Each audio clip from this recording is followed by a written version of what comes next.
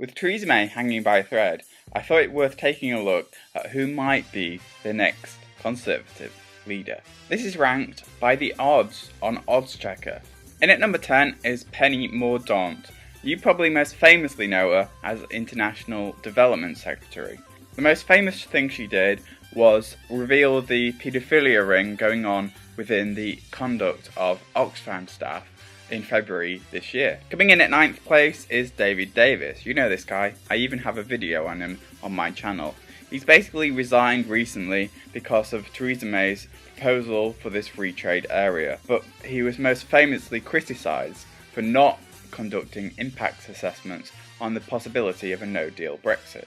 Taking that 8th spot is Ruth Davidson. She's a Scottish politician and not actually an MP, so don't see how this would really work in Parliament.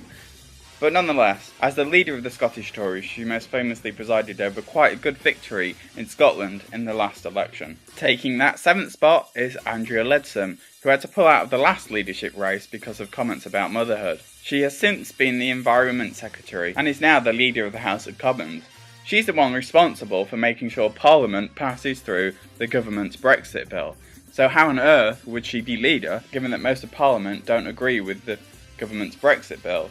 Although, so far, she's doing an alright job. In at number 6, we've got the current Brexit Secretary, Dominic Raab. He is a Leave campaigner, most notably saying this year that immigration had put house prices up by something like 20%. Taking that 5th spot, surprisingly, is Jeremy Hunt, probably one of the most hated politicians. Former Culture Secretary and then Health Secretary and now Foreign Secretary.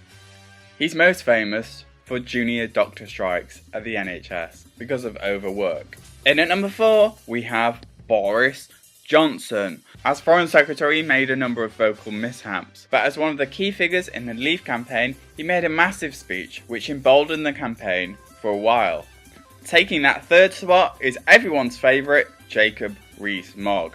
This guy has a lot of support from Brexiteers, like the likes of Nigel Farage. He even has his own podcast called the Moggcast. He is a very popular politician with his own momentum called Moggmentum, but he was most famously criticised last year by the media for his views on abortion. In at number 2, quite surprisingly again, is Michael Gove.